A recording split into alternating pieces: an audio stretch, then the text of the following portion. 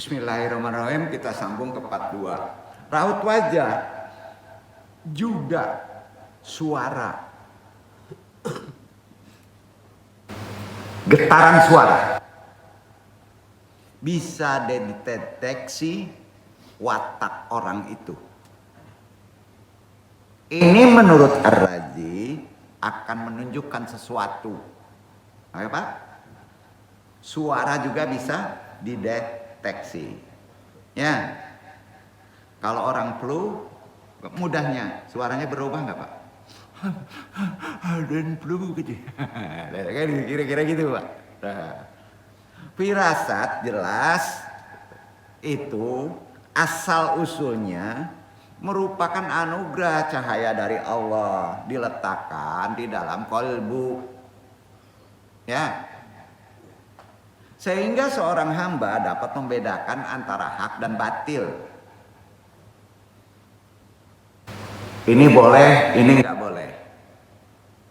Ya, yang benar ini, yang salah ini, yang palsu ini, yang asli ini, serta yang jujur dia dan yang dusta ini. Itu firasat dari melihat, betul kan? Firasat semacam ini selalu berbanding lurus dengan kekuatan iman, betul kan? Secara Islami, makin tinggi iman kita kepada keyakinan kepada Allah, petunjuk tahu hak, jujur tidak jujur, otomatis itu anugerah. Duduk gak?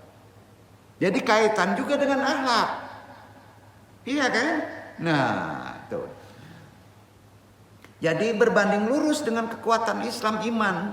Maka tak heran jika sahabat Nabi Muhammad SAW mampu memiliki firasat yang sangat tajam. Iya kan? Seperti halnya diantaranya Abu Bakar As-Siddiq sampai dapat gelar jujur. Umar bin Khattab sampai bisa memerintah dari jarak jauh. Ya, sampai bisa membaca jin takut. Iya kan? Loh dia. Firasat mereka termasuk jenis firasat umumnya itu bakat lahir. Berarti kekuatan cahaya dianugerahkan ke Allah melalui hambanya yang dikehendaki. Nggak belajar itu. Orang kini seperti indigo tuh.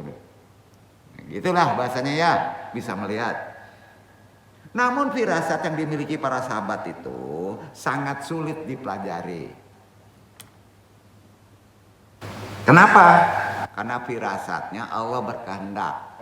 Bakat dari lahir. Ada firasat yang sudah nempel bakat dari lahir, sangat sulit dipelajari. Arti kata ilmu firasat semacam sahabat ini bukan nggak bisa dipelajari, tapi sulit dipelajari. Duduk ya. Ya, pahami. Kalau Allah berkehendak dapat. Kunci awalnya tadi, makin kuat iman kita, makin bagus akhlak kita, maka firasat kita makin tajam gitu aja. Sampai ya? Nah, tuh. Namun firasat yang dimiliki para sahabat sulit sekali bisa dipelajari. Seperti Abu Bakar As-Siddiq, firasat jujurnya tahu dia, ini hak, ini batil. Itu anugerah dari Allah. Maka jangan ada nan duduk kok jago bana ilmu mau ube. Badah kabadah, ruwat karuat. Ambo ingin belajar bukan tidak bisa dipelajari, tapi terkait dengan bakat. Bakat terkait dengan nasab. Paham? Allah berkehendak, antum semua punya nasab bagus. Allah adil, tapi mungkin gak ketemu kemana arahnya. Bisa jadi pedagang yang canggih, bisa seorang jadi developer yang jago, bisa jadi. Dan itu ada ilmunya. Nah kalau kita nggak tahu ilmunya, kita kemana-mana. Nah, betul kan? Seharusnya ke dagang larinya ke sini. Jauh lah, ya, gitu kira-kira. Ini anu bahas ya, pelan-pelan ya. Jadi ilmu firasat yang sudah dari bakat bukan nggak bisa dipelajari, sangat sulit dipelajari. Di antara contohnya para sahabat. Nah, karena itu dalam kitab firasat, ilmu membaca sifat karakter orang dari bentuk tubuhnya ini, Imam Fakhruddin Ar-Razi hanya memusatkan pembahasannya pada salah satu jenis firasat yang disebut firasat kolkiyah. Jadi yang sangat mudah dipelajari adalah firasat kolkiyah. Dalam istilah keilmuan modern itu yang disebut firasat kolkiyah itu disebut dengan fisiognomi, baca tubuh, baca jari, baca postur. Sampai Pak? Berarti ada dasar dalilnya. Contohnya tadi oleh istri Fir'aun. Ya, itu dia. Jadi fisiologi dan anatomi artinya ilmu yang mempelajari bagaimana membaca wajah dan sejumlah anggota fisik untuk mengetahui sifat karakter kepribadian sampai ke penyakit, sampai ke niat pada seseorang. Di kehidupan sekarang penting nggak? Bukan meramal. Kalau meramal nggak boleh. Ya, karena dasar pada ilmu firasat Islami itu adalah menggunakan hukum asbab, melihat indrawi. Maka dibolehkan karena kita ada asbab. Betul kan? Kecuali kita batapa semarang. Itu dukun hantu belau tuh. Sama ya? Membaca tanda-tanda alam. Mungkin soleh bapak-bapak, mungkin tajam bapak-bapak membaca alam. Nggak perlu ngaji di sini. Intinya tadi, jaga keislaman kita, jaga keimanan kita. Banyak makanan yang bersih, tajam deh pak. Ilmu dulu kan nggak ada gurunya, orang-orang dulu. Betul kan? Nah, jadi nggak susah-susah ngajinya. Jadi ilmu ini mempelajari bagaimana membaca wajah, sejumlah anggota fisik, mengetahui sifat karakter kepribadian seorang. Imam Fakhruddin Ar-Razi sendiri dikenal sebagai pelopor fisiognomi dunia sampai sekarang. Ia adalah orang ulama keturunan Quraisy tadi sudah disebut yang menguasai berbagai tradisi keilmuan seperti tafsir, filsafat, termasuk firasat. atau yang kini dikenal dengan kepribadian dan watak, yang biografinya tadi sudah disebut manakibnya. Ya. Dalam kitab Firasat, Imam Ar-Razi setidaknya menjelaskan ilmu firasat dalam 3 pembahasan. Global induk 2, pembahasannya ada 3. Pembahasan pertama, Ar-Razi memaparkan tentang firasat dan mizaj. Mizaj itu artinya kepribadian. Kemudian dia menjelaskan tentang keutamaan ilmu firasat menurut Al-Quran dan Sunnah serta akal. Al-Quran, Sunnah, akal. Firasatnya gimana? Di antara dalil-dalil Quran yang paling perlu antum pahami ilmu firasat, fisiognomi, membaca tubuh adalah Quran surat Al-Hijr ayat 75. Allah berfirman, baca tuh pendek, Al-Hijr ayat 75, dasarnya itu.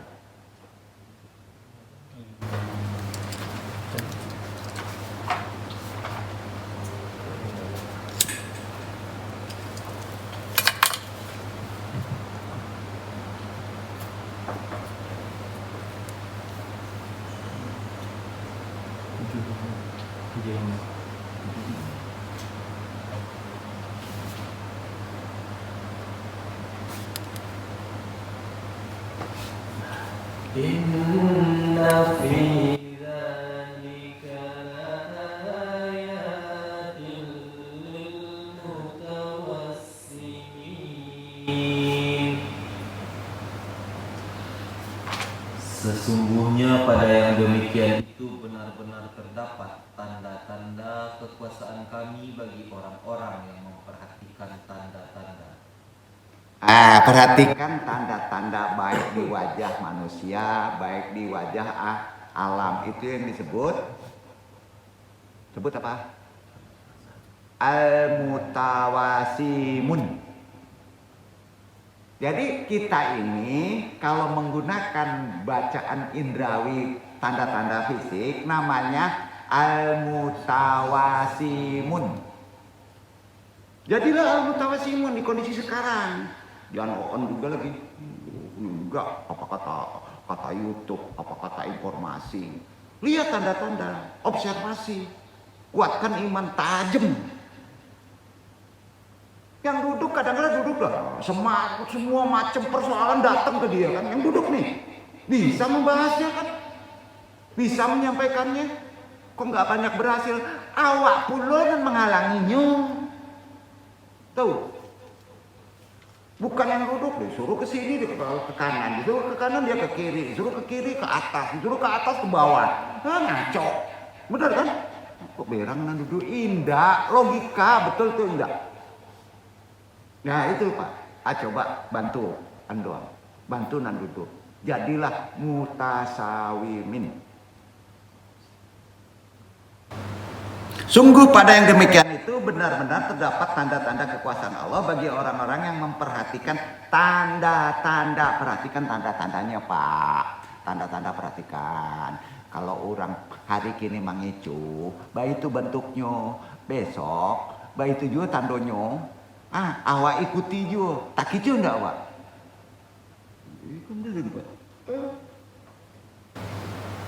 Madas. Lajalin dijalin, ajan baik itu, baik itu juga tak jelapak lah, apa dia anjir. Kira-kira baik itu bahasanya, al mutasawimun itu, amalin Pak. Nanti tuntun pelan-pelan. Insya Allah, pada pembahasan pertama, Ar-Razi menjelaskan tentang pembagian ilmu firasat yang menyebutkan bahwa firasat didasarkan pada pengamatan atas kondisi lahiriah tubuh manusia. Nah diulang-ulang lagi kajiannya. Enggak, lu ingetin dulu nih. Itu jenis firasat yang bisa dipelajari, diajarkan. Melihat Jumato tuh, itu bisa dipelajari.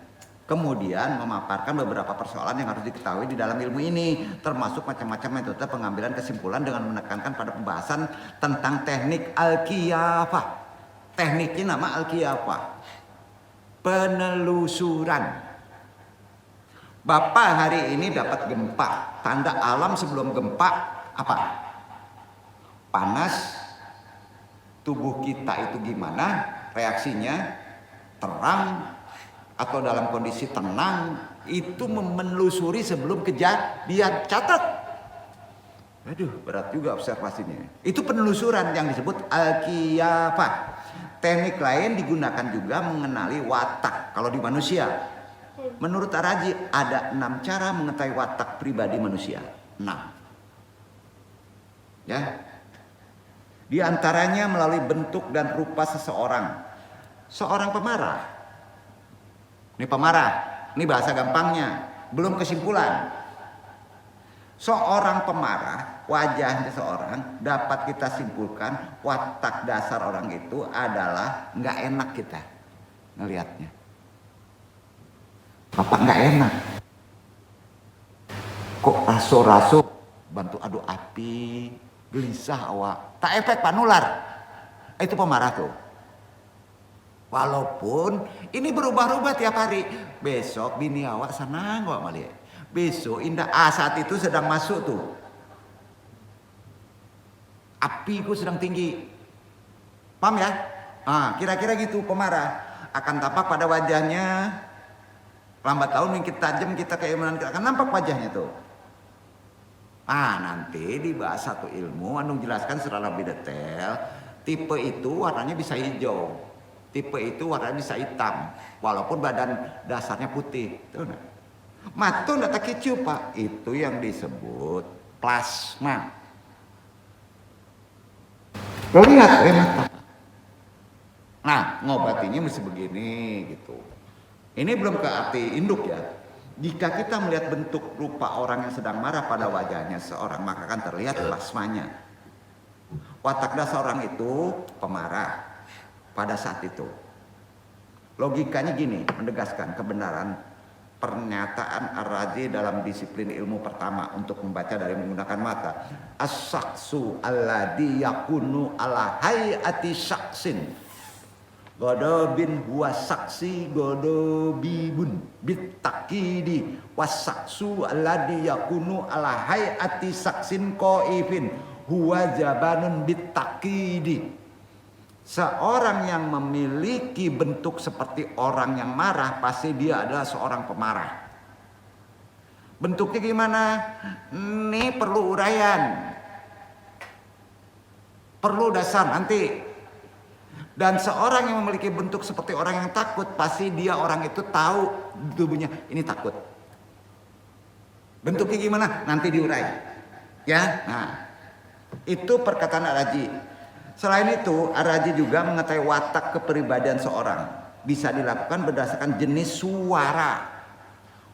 Kepribadian seorang itu dari suara. Kesamaan dengan hewan. Tahu nggak? Kesamaan dengan hewan. Dalam bentuk fisik tertentu. Jadi watak itu kesamaannya dengan hewan. Agak serak-serak ke sini nih. Agak lembut-lembut seperti kucing ke sini nih, gitu. Nanti Nung jelaskan lebih detail. Ya. Kesamaan ciri rasial namanya, berdasarkan perbedaan jenis kelamin, tentu ada disiplin ilmunya. Ini ajaran Islam, kalau kita mengetahui, ajaran Islam ya, mengutamakan spiritualitas dan akhlak. Ya. Serta mengaitkan raut wajah dengan kondisi batinia. Ingat, raut wajah ini terkait penunjuk kondisi batinia. Ya. Sebagai balasan untuk perbuatan seseorang. Jadi penilaian karakter manusia didasarkan pada amal dan akhlaknya, bukan ciri fisik wajahnya dibaca dulu. Paham ya maksudnya ya? Itu Islam. Jadi konsep yang ada pada ajaran Islam justru mengaitkan wajah dengan kondisi batin. Itu jelas. Wajah ini menunjukkan hati batin kehendak antum. Seperti halnya wajah berseri menunjukkan kebahagiaan penghuni surga. Untuk menunjukkan wilayah batin seorang istri, anak, teman. Allah berfirman, Al-Ghoshiyah, rapalkan. Surat 26, 8, 9, 10. Tajam untuk membaca hati seseorang. Baca Iwan. Al-Ghoshiyah 8, 9, 10. maka akal itu berhenti di 0. Yang bekerja dari 8. Kolbu. Paham nggak? Baca tuh. Surat 26.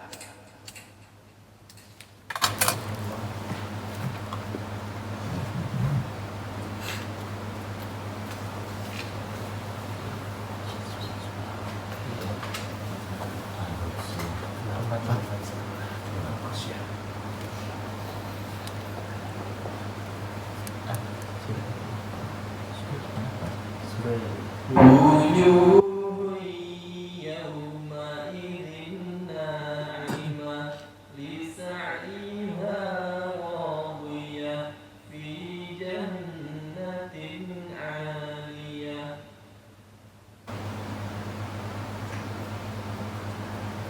Banyak muka pada hari itu berseri-seri, merasa senang karena usahanya dalam surga yang tinggi. Prakteknya gini. Bapak ngadapi seorang. Timbul ragu. Ada yang dikicu nampaknya kok. Baca nih. Teres niat untuk jelek seorang itu menjadi baik. Bacaannya gimana? Wujuhu yawma idzin naimah. Kolbu Pak, nggak dijaharin, bingung nanti orang itu. Ada di apa kok dimantrain tuh. Dulu nggak? Apa? Tahu nggak? Wujuhu yawma idzin naimah. Sudah itu, masuk kedua. Kolbu juga. Lisaiha radliyah. Ketiga, fi jannatin aliyah, maka berubah dia menjadi baik. Karena surga. Coba perhatikan, pada hari itu dirubah dia. Wajah yang jelek menjadi berseri. Niat yang buruk menjadi baik. Mau nggak? Ini tafsir benar bro, logika kita menerima. Aku nggak digunain itu. Itu dari Allah. Merasa puas karena usahanya. Kita kan berusaha untuk merubah dia. Mereka dalam surga yang tinggi. Gitu bro. Nggak yakin? Itu Quran tuh. Udah, rubah aja. Nah, tapi mesti ketemu orangnya. Nggak bisa melalui WA. Bado-ado. Pas bado-ado ragu awak deh. Mangles juga ini. Wujuhu yawma idzin naimah. Bisyaiha radliyah. Fi jannatin aliyah. Sampai hati dibaca nempel ke hati bro. Berubah nggak orang tuh? Kata siapa ini? Penjelasan ini dijelaskan di Quran. Penjelasannya berada di firman Allah, Quran Al-Mutafifin. Baca Al-Mutafifin ayat 22-24. Mantep tuh, 4. Jadi tuh, Iqra Iwan. Itu penjelasannya. Bukan itu yang dibaca Al-Ghasyiyah. Penjelasannya ada di Mutafifin. Sampai ya? Nah, itu penjelasannya. Baca tuh.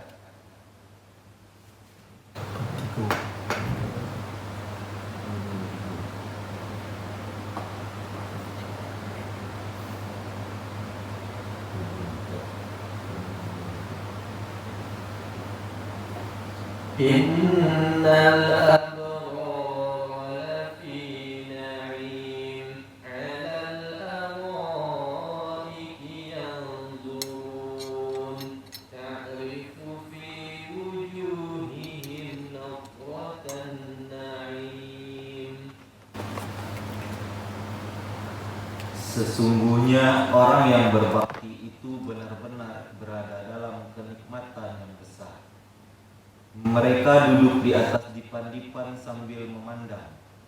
Kamu dapat mengetahui dari wajah mereka kesenangan hidup mereka yang penuh kenikmatan. Ingin mengetahui bahwa orang itu melakukan sesuatu kebaikan, berjanji dengan benar, ingin dipan-dipannya jelas, maka bacalah Quran surat Ghasyiyah secara ruhi. Cukup satu kali. Ini langsung ke amalan, bro. Ya udah bayar lah. Kirim Fatihah ke Ar-Razi, bukan Ar-Razi orang Payakumbuh ya. Yang dijelasin manakibnya tadi, loh itu jelas. Karena udah jelas, sampai insya Allah Pak. Karena ini baca ayat Al-Quran gitu. Nah kita terjunkan ke syariat. Yang secara umum pemahaman kita akan berubah. Ketika seorang lelaki meminang, nah ada yang jomblo nggak? Ya, apa yang mesti dilihat? Wajah dan telapak tangan.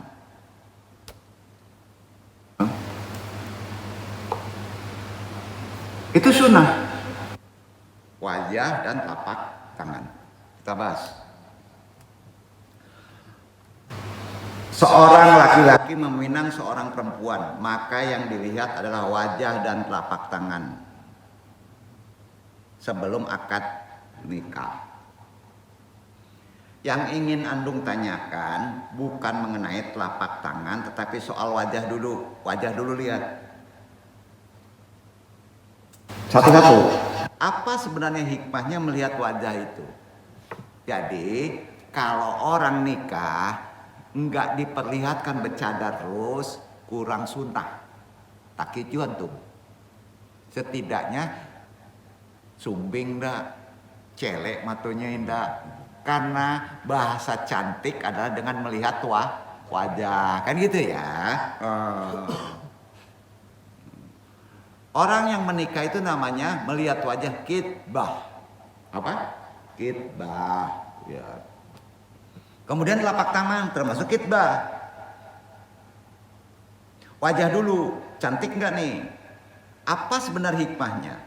Apakah ada penjelasan bahwa kitab kuning, kitab yang lain, ceramah lain menjelaskan seperti ini? Tanya.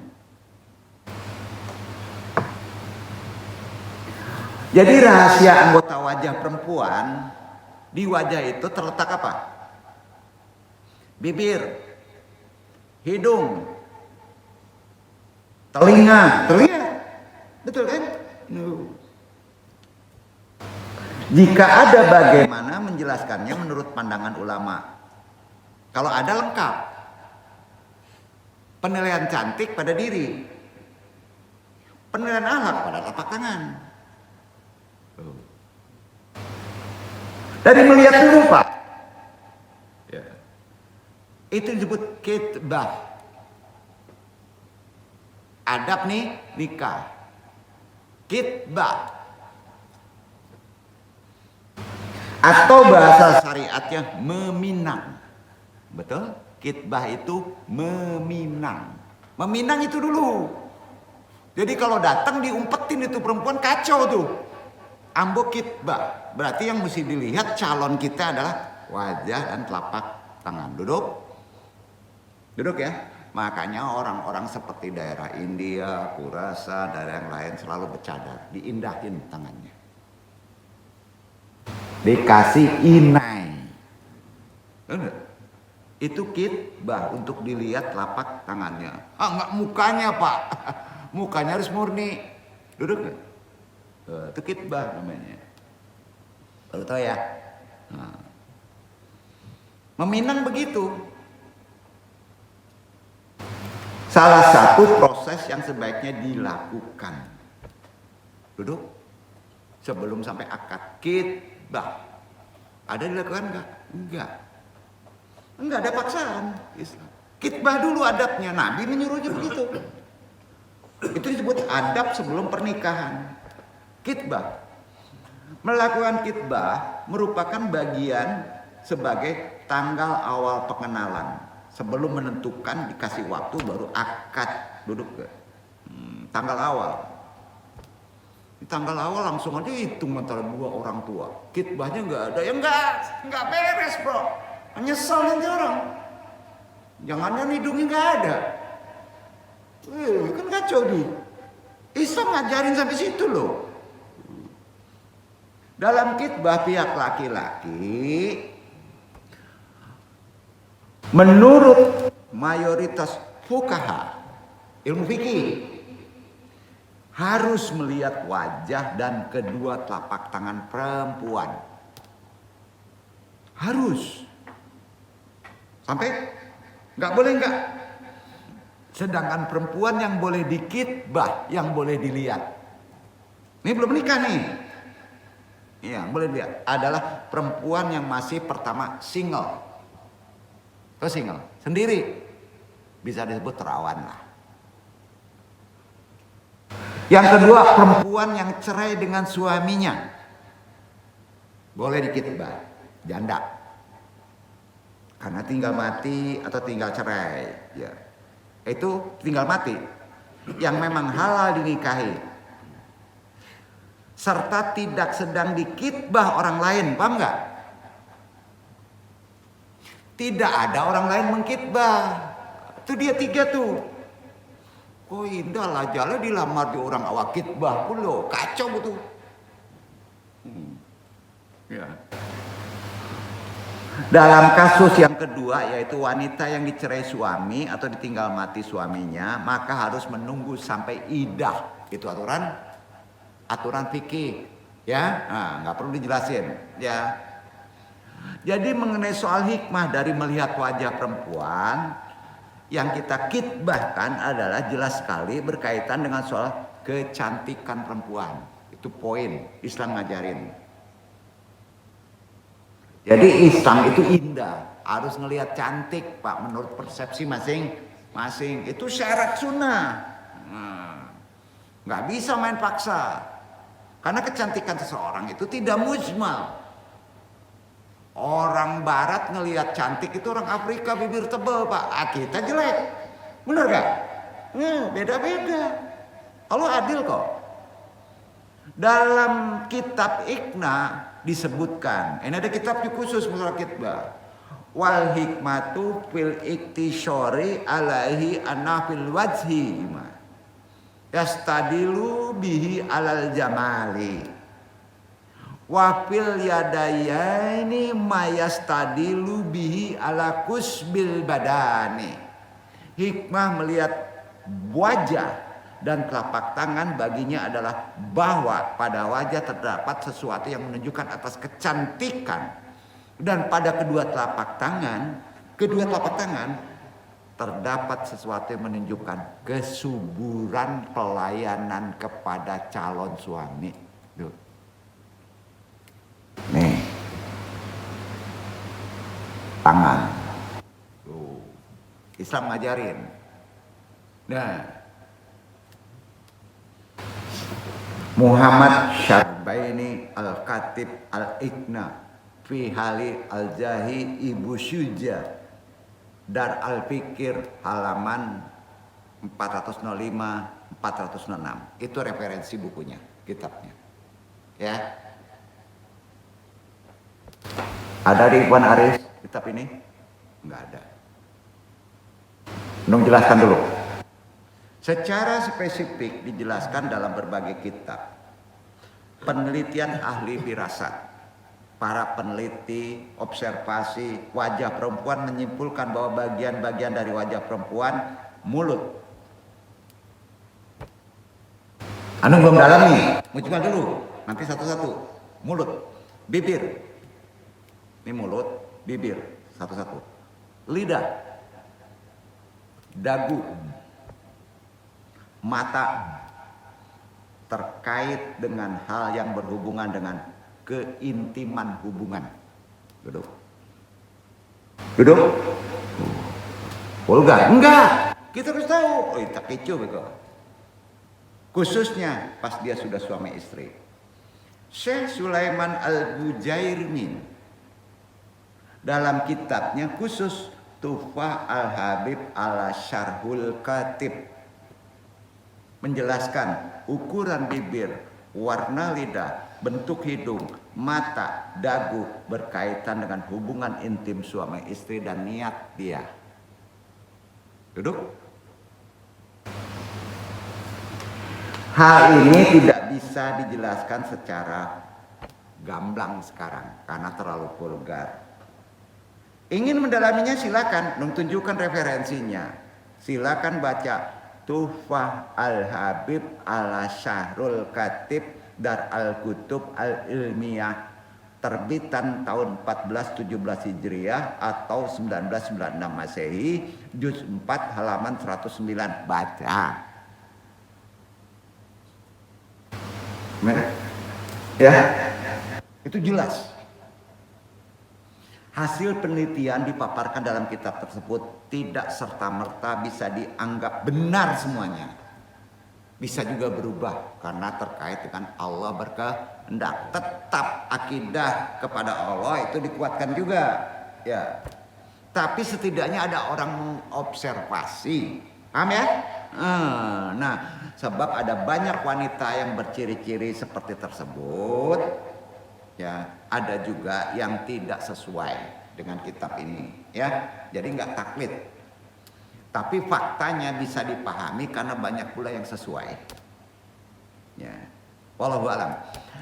Demikian hasil penelitian yang bisa Andung sampaikan dalam sisi ilmu membaca wajah atau fisiognomi. Khususnya di bab wajah. Konteks kitab Qurratul Uyun itu yang paling dalam sekali, itu berada di wilayah timur. Tentang penampilan fisik istri sebelum menjadi istri, serta definisi kriteria memilih istri yang soleh, sempurna, yang merupakan topik sentral dalam kitab tersebut, disebut Qurratul Uyun. Membahas tentang adab pernikahan, khitbah, hubungan suami istri, juga termasuk wajah, arti fisik pada calon istri. Itu kitabnya Qurratul Uyun, adalah sebagai berikut. Kitab ini fikih, ya, membahas tentang konsep hubungan seksual. Ada adabnya, ada aturannya, gimana berwudu, gimana selanjutnya. Terutama dari melihat. Ini perlu Anu jabarkan lebih dalam lagi. Karenanya ada hadis Rasulullah bersabda, tatajawajul mar'atu lil arba'in, limaliha wali manganatiha listima'iati wali jamaliha wali ta'atiha faktar lahal kawiyata fi diniha hatta tasyada. Seorang perempuan dinikahi disebab 4 alasan. Menikahi seorang perempuan ada 4 alasan. Hadis sahih ini, yaitu disebabkan hartanya, status sosialnya, kecantikannya, ketaatannya. Sampai hendaklah engkau memilih perempuan yang kuat agamanya agar engkau beruntung. Duduk. Nah, dengan demikian bab wajah dalam Qurratul Uyun merujuk pada aspek penampilan fisik juga perlu, yang menjadi salah satu pertimbangan dalam memilih calon istri. Pertimbangan agama dan kesalahan itu ada 7 tipe wanita idaman dalam kitab Qurratul Uyun yang dinukilkan dari hadis Rasulullah. Jadi ada banyak tipe wanita yang diungkapkan dalam kitab ini, khususnya di zaman sekarang jarang dipakai. Wanita idaman bagi orang-orang timur mungkin berbeda dengan orang barat. Namun dalam Islam tipe wanita idaman harus kita ikuti. Kategorinya ada 4. Garis besarnya wanitanya adalah 1, agama yang baik. Itu dulu. 2, memberikan keturunan. Dilihat dari tangan. Nanti Andung urai. Ya, makanya Andung kalau duduk sini, lihat tangan, kepal, buka. Nanti Andung ngajarin. Paham? Nah, ya. Kedua dari tangan. Klinik kan nih? Enggak, Pak. Ketiga, berpenampilan, menarik postur tubuh. Nanti kebaca. 4, keturunan yang baik. Dibaca nasab, anak siapa. Ya, bapak siapa. Itu bisa diikhtiarikan. Ya. Sudah itu ada 8 hadis yang terkait dengan Qurratul Uyun ini.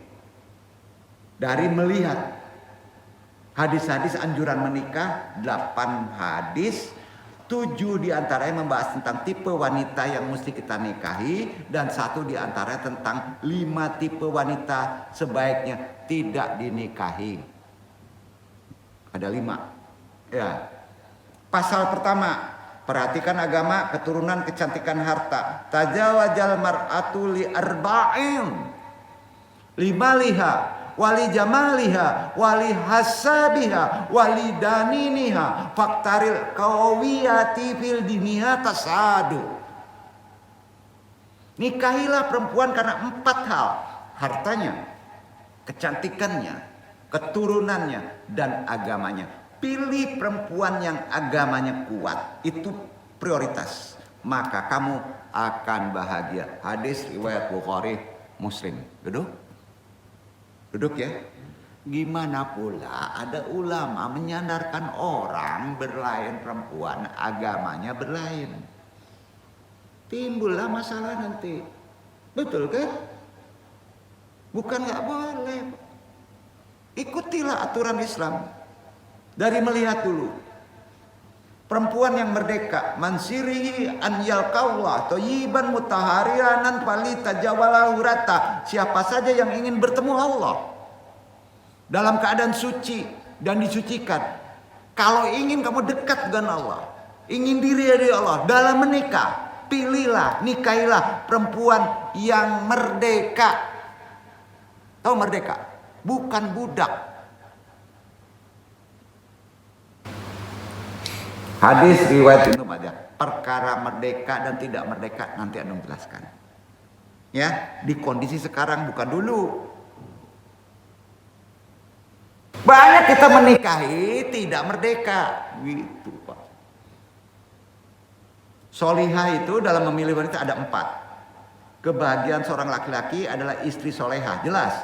Anak-anak yang berakhlak mulia nanti jadinya. Orang terdekatnya soleh. Dan ia memperoleh penghidupan di negerinya sendiri. Ini, kalau kita benar mengikuti aturan, insya Allah anak kita nggak susah-susah tahu soleh. Di negeri antum diam dapat rezeki. Itu dia, kata Nabi. Jadi melihat itu penting. Ilmu firasat itu penting. Wajahnya ceria dan tidak menuntut mas kawin yang besar. Khairun nisa'i ummati man kanat laha wajhu talakin wa talabil marhalal qalila. Itu kata Nabi. Wanita terbaik dari umatku adalah wanita yang berwajah ceria, tidak cemberut setelah dilihat wajahnya, tidak menangis dan meminta mas kawin yang sedikit. 5 miliar ceraiin aja. Allah nggak ridho. Paham? Itu hal-hal biasa. Periang dan subur dilihat dari tangannya. Tajawaja amratan, marihatan wa qasibatun, wayaman ma'su'u amdahi uka amanan anbiya'i lika taratika. Nikahi wanita yang periang lagi subur. Kelak aku akan membanggakan kalian di depan para nabi karena jumlah yang banyak. Kan terlihat sini. Kok diambil juga KB, lah kacau. Islam tuh ngajarin juga hambat, makanya ada kotoran. Wah. Nah, hadis riwayat Abu Dawud dan An-Nasai. Jadi penjelasan 5 perempuan yang tak boleh dinikahi terakhir. Sampein. Ingin tambuh juga nggak boleh Pak. 5. Suatu ketika Nabi Muhammad bertanya kepada Zaid bin Sabit. Hadis ini sahih. Hal anta mutajawizun ya Zaidu. Kata Nabi, kamu sudah menikah wahai Zaid? Aduh Zaid. Kamu sudah menikah wahai Zaid? Kalau ditanya itu alamat nikah nan jemaah doang. Betul kan Pak? Ya. Kaku benar. Aduh hadisnya Pak. Hal anta mutajawazun ya Zaidu? Kamu sudah menikah wahai Zaid? Zaid menjawab, laisa ba'du, belum. Kemudian Nabi berkata lagi, tajawaju tasimu wala tatajawaju haula al-kamsa. Menikahlah maka kamu akan terjaga dari maksiat. Kalau antum nikah, kamu akan tidak melakukan maksiat. Dan jangan sampai kamu menikahi 5 wanita ini. Al-Hamsa. Jangan nikahi. 5, kata Nabi. Kemudian Zaid bertanya, manhum ya Rasulullah?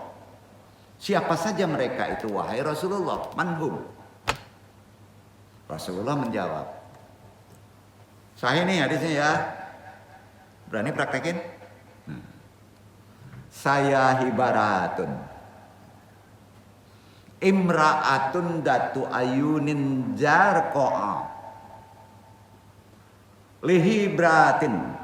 Imra'atun tawilatun wa nahifatuhatun. Nabra'atun. Imra'atun jahara halika. Handraratun. Qasirun lafut hamilun. Syahbarah, wanita yang bermata biru.